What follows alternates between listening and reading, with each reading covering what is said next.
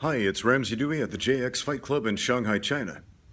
And coming to you from the red corner, it's Q&A with the coach. So, first question comes from our friend Michael Harder, who says, Ramsey, I live in a rural area, and the closest martial arts gym is a jiu-jitsu class an hour away and run by a college gym. How useful would you say the striking training in jiu-jitsu is? If I want my striking to improve, could I practice the striking fundamentals in jiu-jitsu to a point of excellence, or are the fundamentals not present in jiu-jitsu? Okay, good question. Got to know your martial arts. Now, generally, when people talk about jiu-jitsu, there's a fun word to say, in this day and age, they're talking about Brazilian jiu-jitsu, which is all grappling, no striking. You're not going to learn how to box in a jiu-jitsu class. You're not going to learn Muay Thai in a jiu-jitsu class. You're not going to learn karate in a jiu-jitsu class. You're going to learn jiu-jitsu. That is how to control and submit your opponent. A lot of Brazilian jiu-jitsu schools are guard-centric. That means they teach you to fight off your back, how to improve your position from the bottom, how to stand back up, how to sweep your opponent and get on top, how to finish them once you're in a dominant position. They teach you how to stabilize and pin your opponent in vulnerable positions in places where you could attack, where you could potentially strike, but generally speaking, jiu-jitsu schools don't teach striking. Now, a lot of jiu-jitsu schools are part of MMA clubs, which also teach striking, which also offer Muay Thai and boxing and that sort of thing, but that doesn't sound like that's the case at your college gym. Now, this could be a different style of jiu-jitsu, I don't know. I'm familiar with a few different styles of jiu-jitsu. Before I trained in Brazilian jiu-jitsu, I trained in a style called Budo Shin Jiu-Jitsu, which it's a Japanese Nihon style. And to be frank, it wasn't very good. From my experience, these Japanese styles, German jiu-jitsu, other styles of German jiu-jitsu is a real thing. It does involve striking.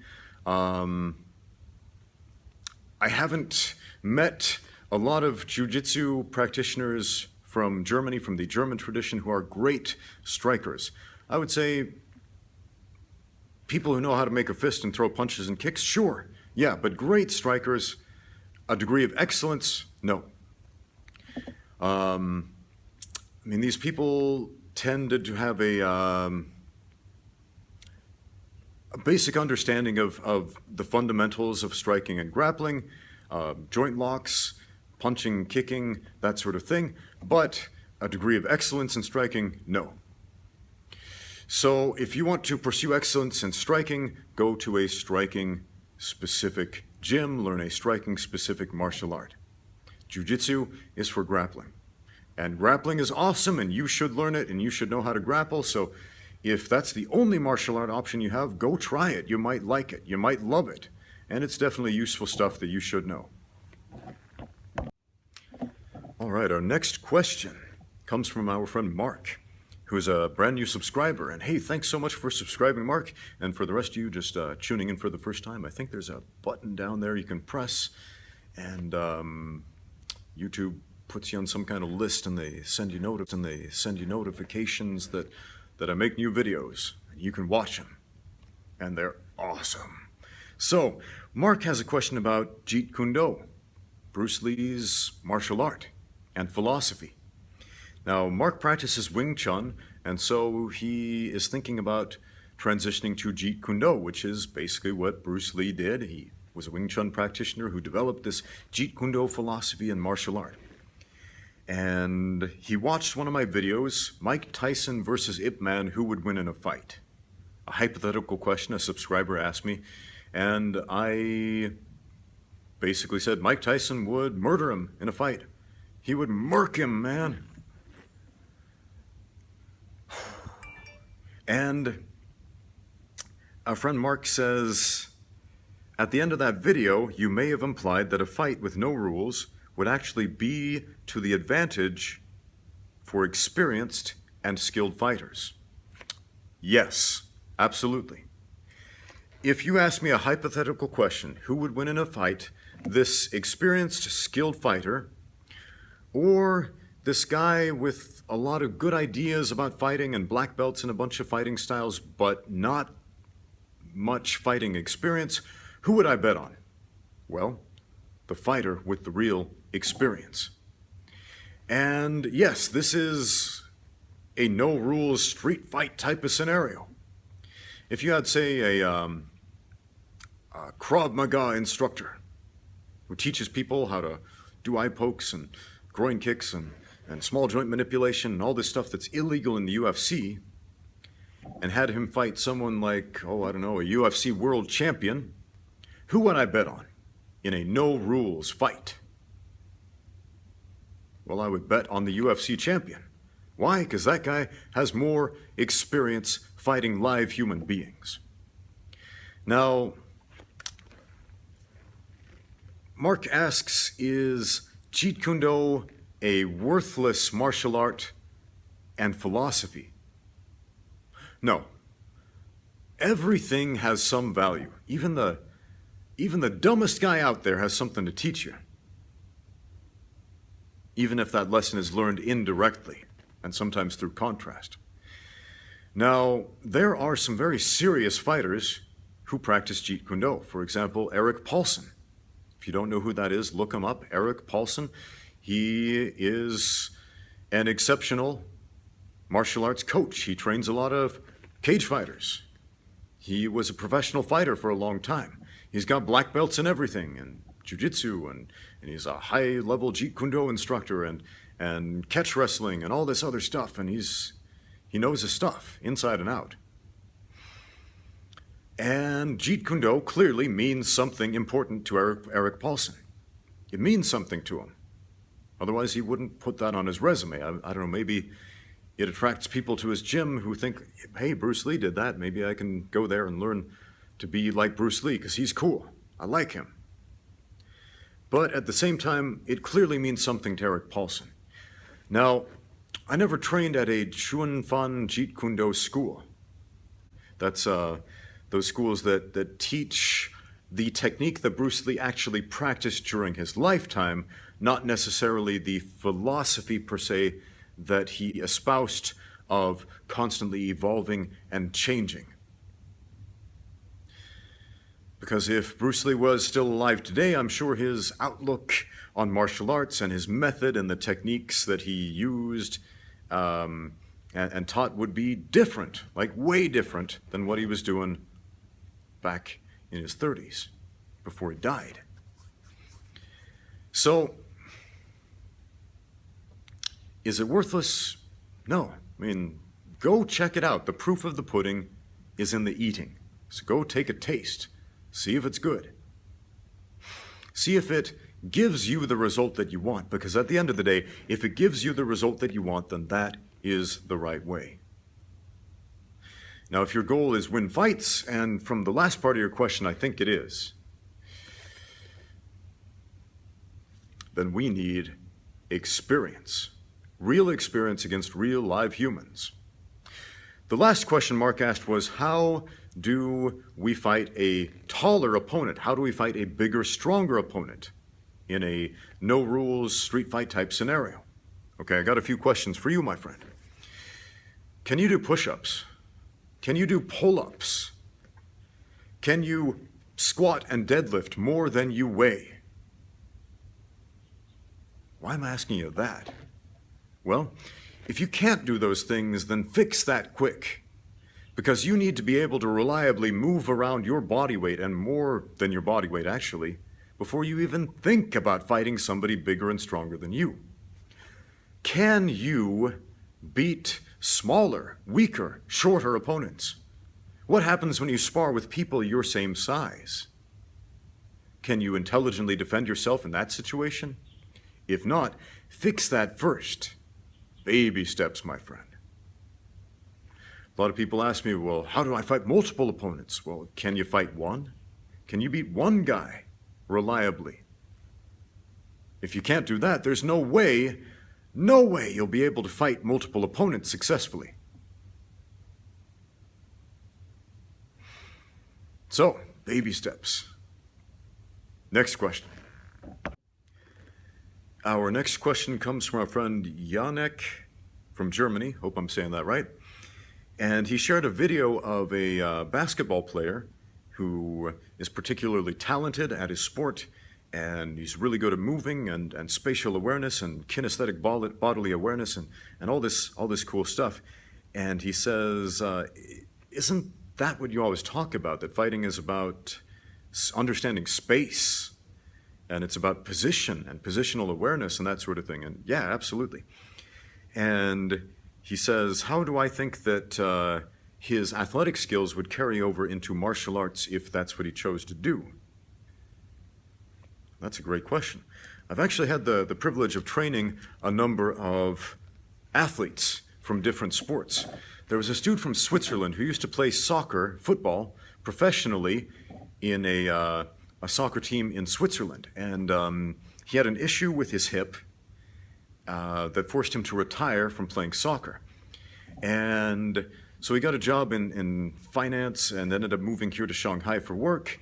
And he loved training, he loved sports, he loved athletics, but he couldn't play soccer anymore, so he decided to give martial arts a try.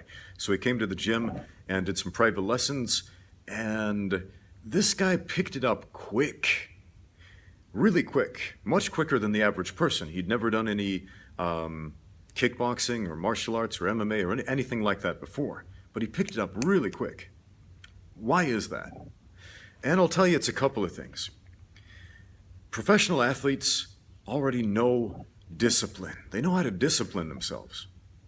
They know how to train. And they're already athletic. One of the big failings in most martial artists is that they tend to be terrible athletes. They think if they put their hands and feet in the right place, that's going to be enough. That's going to save them. But without the strength and agility and speed and all those athletic attributes that we really have to work and grind for.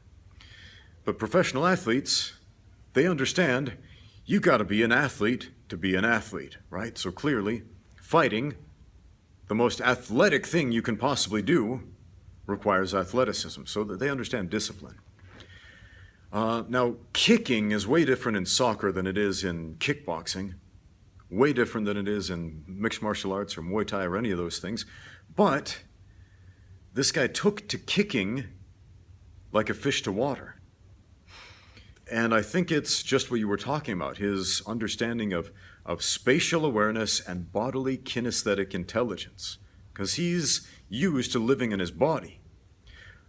Most of the time when I have an adult come into my gym who's never done any sport before, it's this really awkward feeling out phase where they're getting comfortable living in their skin. Because what does the average person do with their life who doesn't work out, who doesn't train, who doesn't do a sport of any type? Well, they stand up, they sit down, they walk, they sit down, they lie down, they get up out of bed, and pretty much just that. Stand, sit, lie down, stand, sit, lie down, walk. Get in a car, drive around a little bit. Maybe ride a bike sometimes.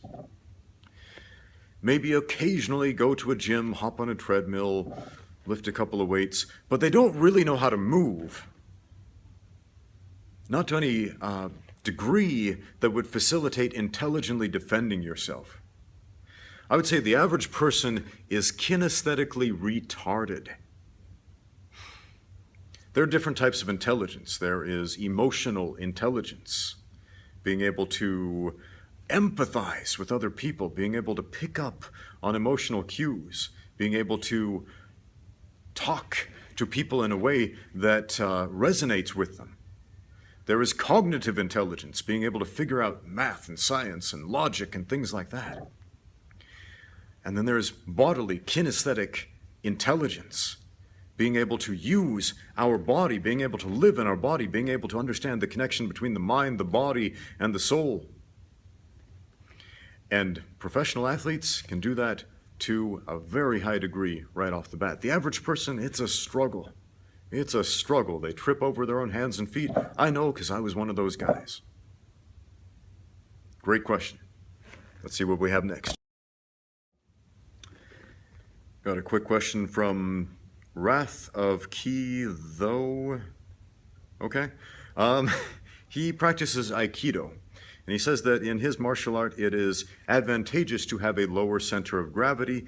And he's asking if it is the same in martial arts like MMA, judo, jiu-jitsu, wrestling, and so on. Does having a lower center of gravity help? Is it an advantage? And yeah, as far as grappling is concerned, yes, it is an advantage to have a lower center of gravity. So if we clinch up in wrestling, for example, let's talk about freestyle wrestling for a minute. Generally speaking, you want your head lower than your opponent's head, with unbroken posture, of course, because you don't want your head snapped down. If I get my center of gravity, if I get my hips lower than my opponent in a judo match, I will be able to lift my opponent with my hips.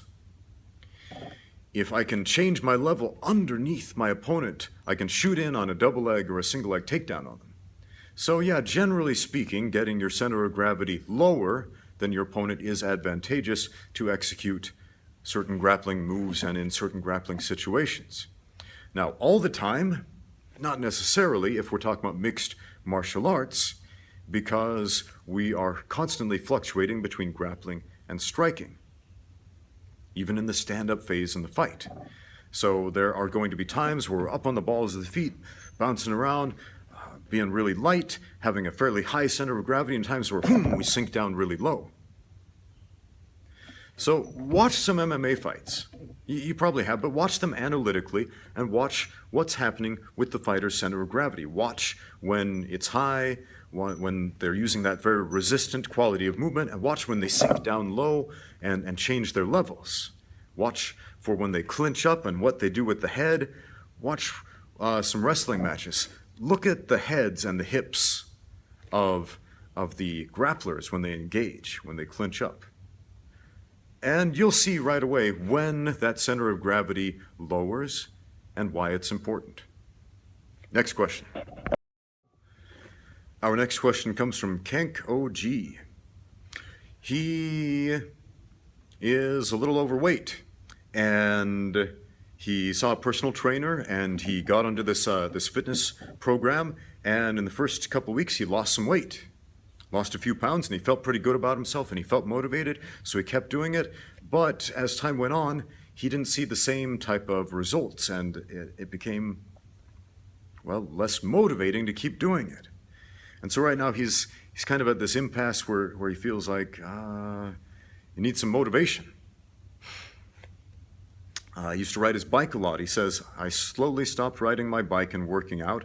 I've been trying to get in shape since I was 10, and I was always really good at soccer, but I couldn't compete physically with the other boys my age, and I have talent, and I want to capitalize on it, but I can't seem to stay motivated for more than a month. Any advice? Okay. A book I would recommend. And it's a book for the message more so than the technique. The New Rules of Lifting by Lou Schuster. The New Rules of Lifting. He lists the new rules of lifting. The first rule, do something. Because doing something is always better than doing nothing. So if you don't feel motivated, okay, in the New Rules of Lifting, according to Lou Schuster, do something. Do something you enjoy. Do something you enjoy that is effective. So, we got to get to the point where we actually enjoy doing the stuff that is effective.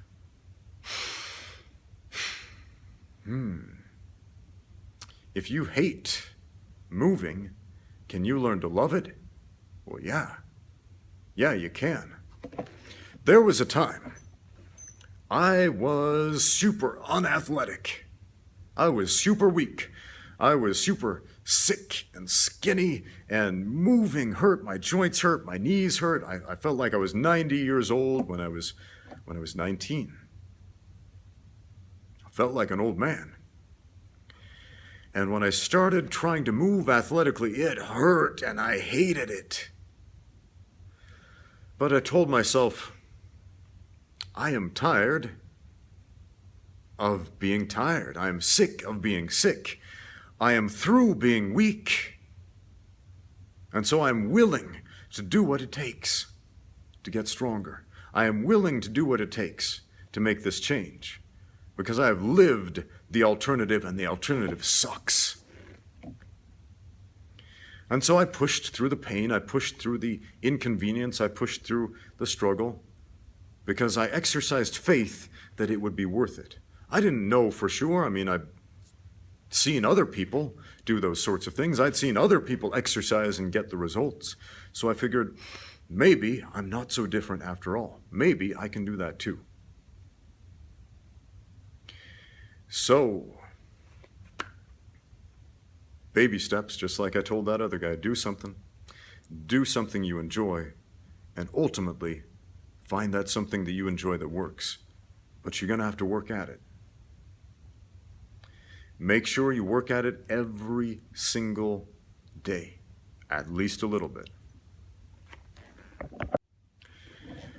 Our friend Leon asks a question about overcoming the fear and anxiety of being upside down and tumbling and doing somersaults and things like that, because it's holding him back. And if any of you are wondering, why would you want to do that stuff? Why would it matter? I'll tell you. That's actually kind of important. Learning to be comfortable moving in 3 dimensions is super important for fighters. The warm-ups for all of my group classes include tumbling. We go across the mat doing a whole bunch of tumbling drills. We do shoulder rolls and lateral rolls and backward rolls and handstand rolls and cartwheels and round-offs and all kinds of gymnastics movement. And a lot of people, when they come into the gym for the first time, they're expecting to kick and punch and grapple, and then they see we do like this 20-minute gymnastics routine. They're like, oh, and I see they get scared because they never got comfortable being upside down. And that's understandable, because I used to be one of those guys too. I was terrified. I didn't know how to move back in the day. I wasn't comfortable in my skin, and I definitely wasn't comfortable being upside down, doing handstands and cartwheels and round-offs. Forget about it. But like I told those last 2 guys, baby steps. Baby steps. I practice headstands every day. Every day. And, okay, so to do a headstand, I mean, I could just go right there and do it. Now, anyway, that's easy for me because I've practiced, but man, if you asked me to do that 10 years ago, forget about it. And 20 years ago, oh man, that would have terrified me. 30 years ago, I would have thought you were joking. Being upside down doesn't really come naturally to most of us because we are naturally wired to be upright. We're bipedal organisms. Being upside down makes us afraid of falling down. There's this legitimate fear of falling down. Because if we fall down and hit our heads or something like that, we're going to get hurt. But here's how. I'll do a headstand first. Just get comfortable putting your head on the floor. I mean, I got a whole video about this. And then get comfortable just lifting up a knee, balancing on 3 posts. Maybe this post. And you might be at this phase. You might be at that phase for a long time. You might be at that phase for weeks or months, maybe even years. But eventually, you'll build up confidence as well as strength and resilience to being upside down. And we can go to the next step, right? Balancing those knees up here, or trading one knee to the other with a little bit of time in between. What do we do next? Well, now we can practice lifting up one leg and then the other, right? And then we can get comfortable lifting up both of those legs at the same time and holding it for however long. So, yeah, absolutely spend some time upside down. Take a yoga class. You know, there's a lot of inversion involved in that. it's important. Take some gymnastics classes. Join a gym that forces you to be in those situations. And get a good coach who is patient, very patient, who can explain these things to you and help you take those baby steps. There's a lot of the things that hold people back from tumbling is just bad technique, because they don't know how to do it right. They're trying to like roll over their head when they should be, rolling over the empty negative space, right? So we want to keep our head safe. We don't want to crash our head on the floor. That is a legitimate fear that we have naturally for a reason, to protect us from dying. So, it is a worthwhile pursuit. Stay at it, even if it takes you years, even if it takes you a lifetime. Stay at it. Keep at it. Keep working on it. Good luck to you. I've got a question from Concetto Livio Auditore. Maybe? Is that Italian? Anyway, he says, "Good Sunday. I'd like to ask you what you think about Sun Qin, or in general about martial Qigong. Thank you very much. Have a nice day." Okay, I don't know much about this Sun Qin thing. I think it's like a martial arts form or something like that. So I don't really know much about that. As far as Qigong goes, though, in Mandarin, Qigong, gong instead of kung, kung is Cantonese. I got a few thoughts about that. Qigong is basically, it's a skill set. It is a general term for any particular skill set. Some people describe them as either negative or positive, hard style, soft style. Years ago, I got this book on Kungfu that I read, and it talked about Qigong, and it made me laugh a little bit, because the positive Qigong techniques, the hard style, the things based in the physical universe, they kind of made sense. Like there's this technique called the something like the iron fist technique, where you basically bash your hand against hard objects over and over again, year after year, until your bones get all calcified and hard, and then you can punch through bricks and stuff. And there's this like iron leg technique where you kick trees and hard things until your shins toughen up, then you can kick really well or something like that. And then there was the negative Qigong section of this book. And this is what makes me laugh, because it was written with the exact same seriousness as these, hit hard things to toughen up your hands and legs type of techniques. There was this one called the red sand palm technique.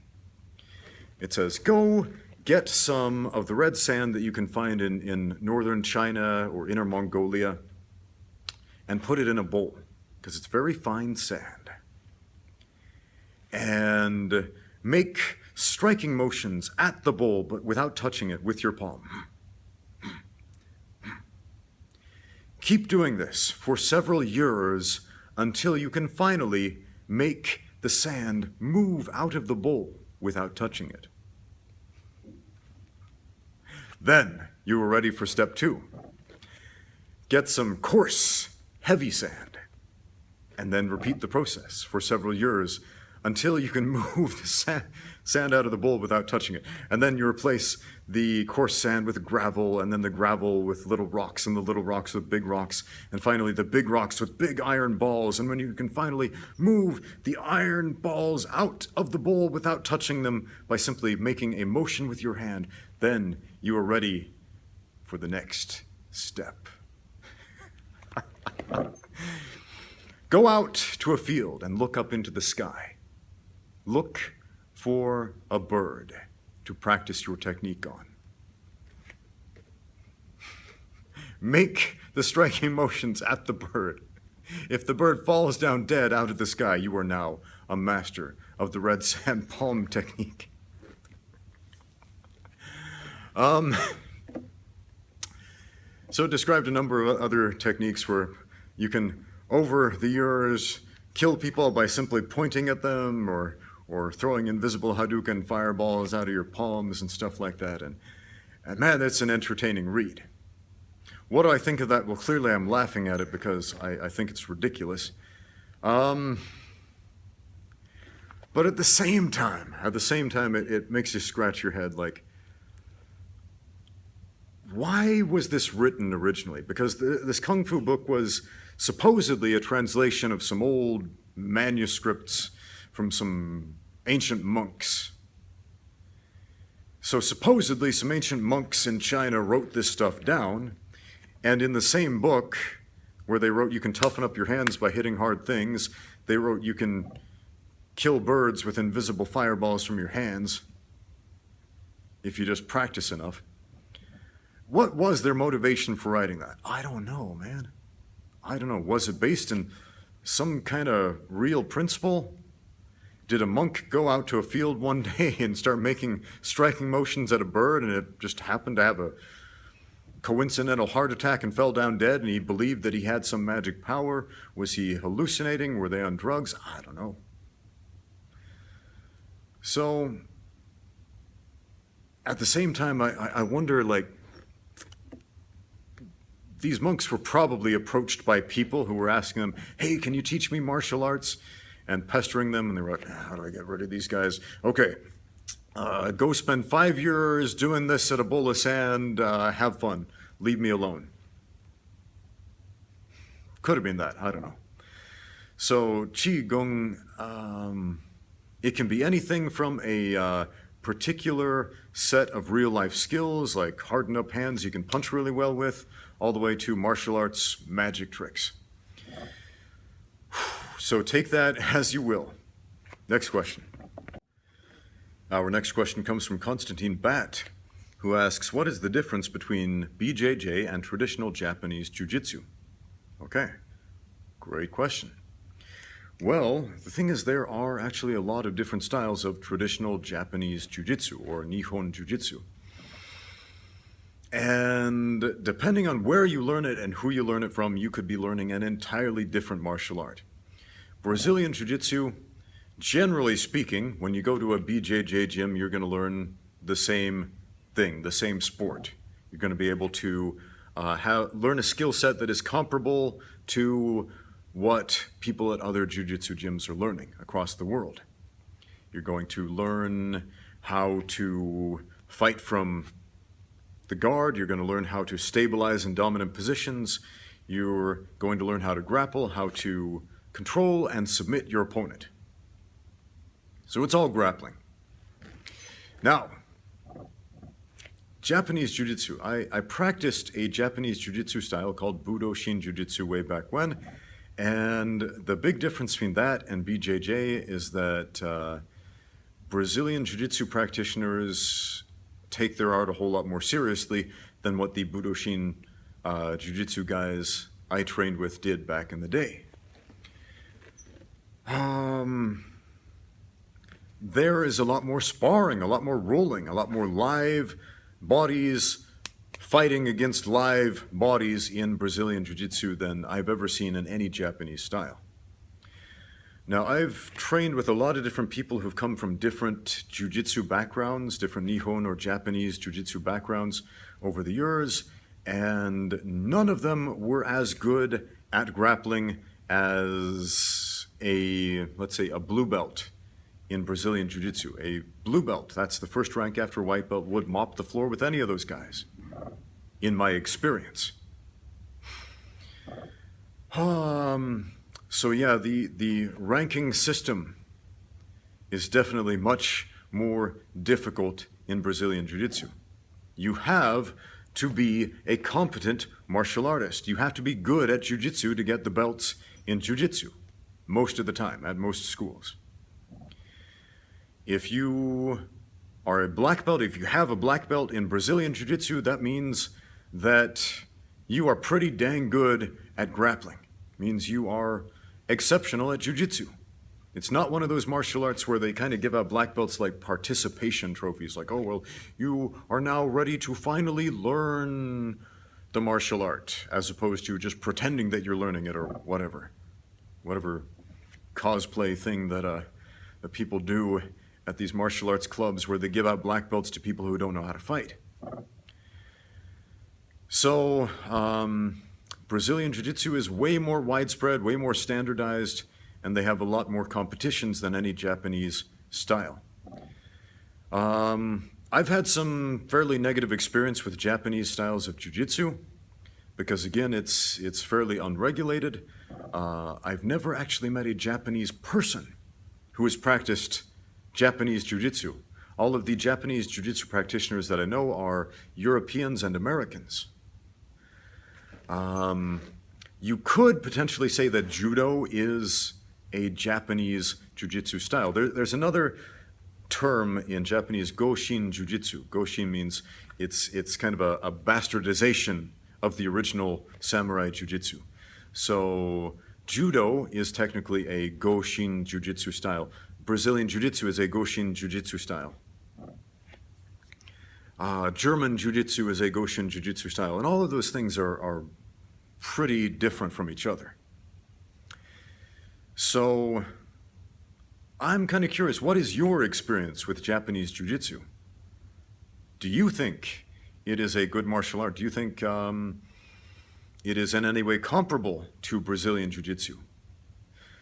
Now, some Japanese styles will teach striking along with the grappling because, well, in the original samurai martial art, they didn't separate the two. Jiu-Jitsu simply meant it was the unarmed fighting style of the samurai, so obviously striking, grappling went together.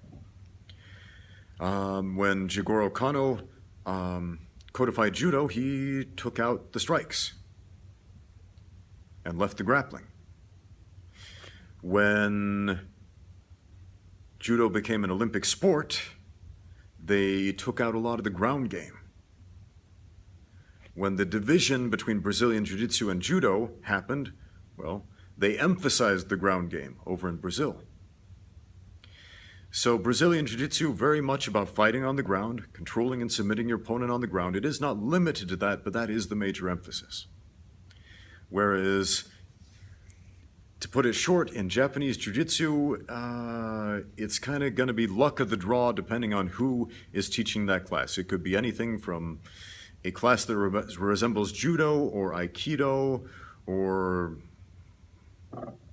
I've seen some that resemble bad wrestling and bad kickboxing. So good luck to you in your martial arts endeavors. Our next question comes from RP Mover 9000.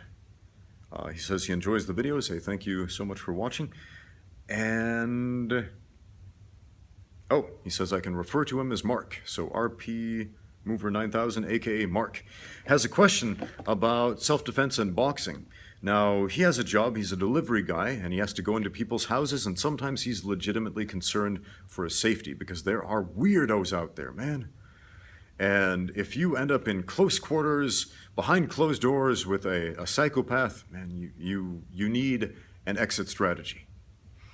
So he practices boxing, he's comfortable doing that, he's got some experience with boxing, and he's wondering, is there another martial art or a weapon that can make him better at self-defense? And he lives in a country where getting a gun is going to be a difficult option, so that's not really viable for him right now.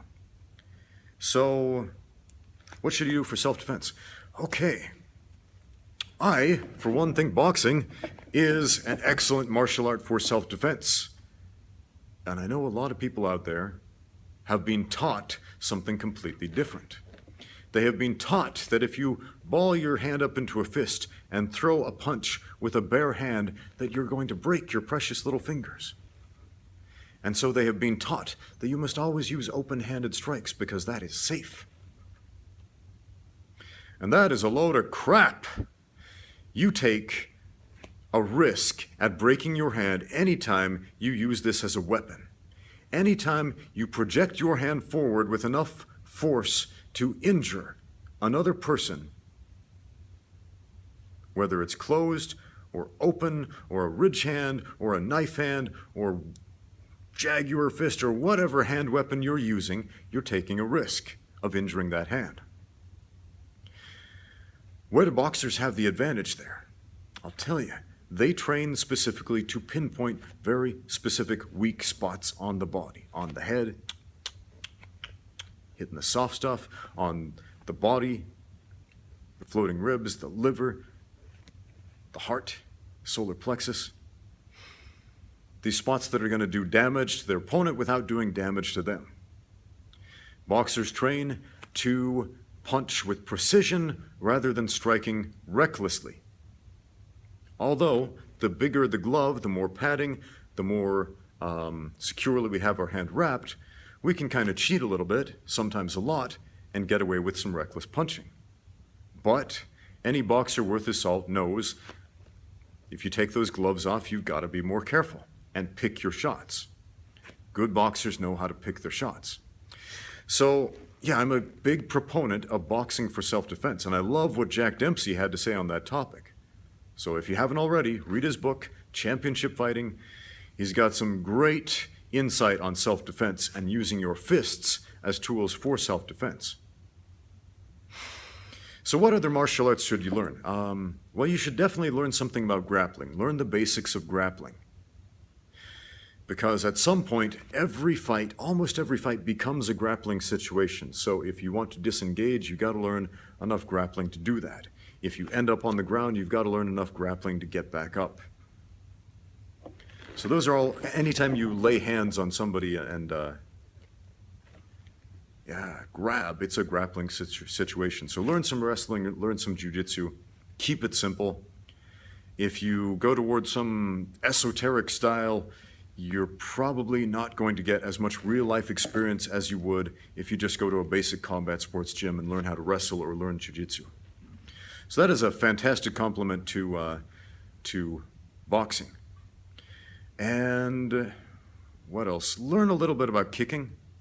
You don't need to be like a Taekwondo black belt or a pro-level Muay Thai fighter, but learn some basic kicks. Learn push kicks, learn oblique kicks, stomp kicks, things like that. You know, how to use your feet if push comes to shove. So, great question. I hope you never get mugged or attacked in somebody's home, but if you do, be prepared. Our last question comes from Dordo, who says, Ramsey, if you were a kid and you just knew BJJ and it was your birthday, how would you deal with a piñata? Man, I guess it would depend on what kind of piñata. Does the piñata have arms and legs? Because if so, if I only knew BJJ, I didn't know how to use a stick to hit the thing with, and they probably have a blindfold on me, and Brazilian Jiu-Jitsu is a good martial art because you can actually do it blindfolded. You don't need to see anything because you feel everything. As soon as you lay hands on your opponent, you know exactly where the rest of them is. You don't need to see the details, you can feel it. Because when you're actually grappling, what do you see? You see like some dude's armpit in your face, you see like some guy's chest up in your mouth, and you're like, ugh. You see like some dude's hips or back or whatever. We see glimpses, we see motion blurs. So you can grapple blindfolded, especially when you're clinched up on the ground. So I'm blindfolded, there's a piñata, let's say it's a donkey or one of those Mexican star things with all the pokey appendages. You know what I would do? I would flying armbar that thing. Because it is hanging up in the air, so I would need to jump up there, grab one of those arms, throw my leg up around and hyperextend that, break it off, and then I would have a stick and I would beat that piñata to death with its own arm till the candy came out. That is what I would do, my friends. Thank you for watching. Get out there and train.